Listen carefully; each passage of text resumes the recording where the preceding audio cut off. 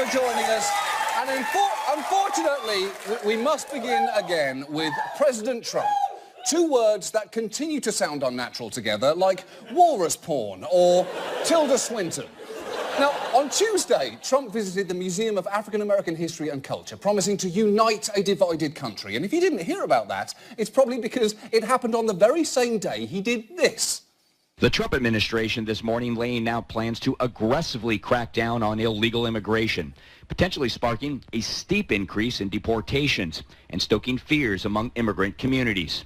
OK, so that's upsetting even by Donald Trump's standards, because normally when he wants to terrify an immigrant, he just texts Melania, coming home early, feeling horny. Now, this new plan gives ICE agents much greater latitude in who they can pursue and deport, and it includes hiring 15,000 new Border Patrol and immigration officers, which might actually be difficult, as they've already had so much trouble finding qualified applicants. There are currently around 2,000 vacancies. It seems immigration agent is the hardest job to fill, right after personal assistant to Mariah Carey.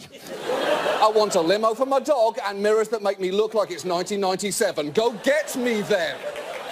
Now, many people were alarmed by the new guidelines, and it frankly didn't help when the president seemed to escalate the stakes out of nowhere. We're getting really bad dudes out of this country, and at a rate that nobody's ever seen before. And they're the bad ones. And it's a military operation. OK. First, please stop using the phrase bad dudes. Please.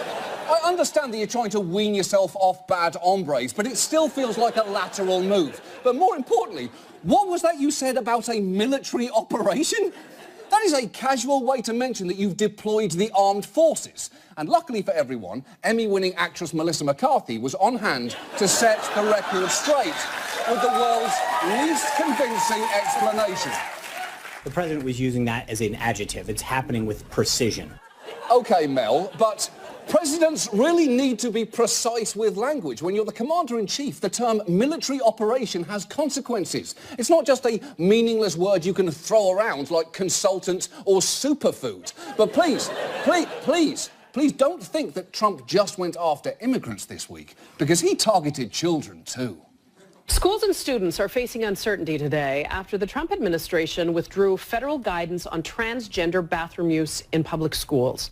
Yes, it seems one by one Trump is delivering on his promise to make entire subsets of the American citizenry concerned about their safety and well-being again.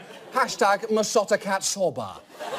But this is gratuitous in so many ways. The guidelines had already been suspended last summer, and there's a Supreme Court case that may settle many of these issues, on top of which all the guidelines recommended was that students be called by their preferred name and pronoun, be allowed to use the restrooms and locker rooms consistent with their gender identity, and, regardless of gender, be able to wear a tux to prom or a dress in yearbook photos, which is a good rule.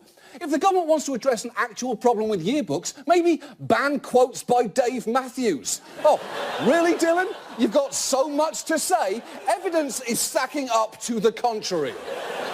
And look, as we've discussed before on this show, anti-transgender rules like bathroom bills are almost always rooted in deep sexual fear-mongering. The idea that they would provide cover for predators to sneak into ladies' locker rooms, despite the fact there is virtually no evidence of that happening. What there are reports of are of Trump himself barging in on women and teenagers who competed in his pageants while they changed, something that, in characteristic style, he has both denied and been recorded on tape bragging about. I'll go backstage before a show. Yes. And everyone's getting dressed and ready and everything else. And, no men are anywhere.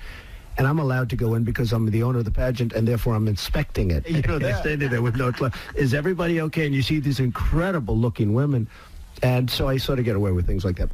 Yeah, you do seem to sort of get away with it, which is exactly why, if we really want to protect women from predators, let's stop wasting our time with pointless, vindictive bathroom laws and instead launch a military operation to ban the president himself from women's rooms nationwide. Now, this. And now, some random thoughts from WCBS2 meteorologist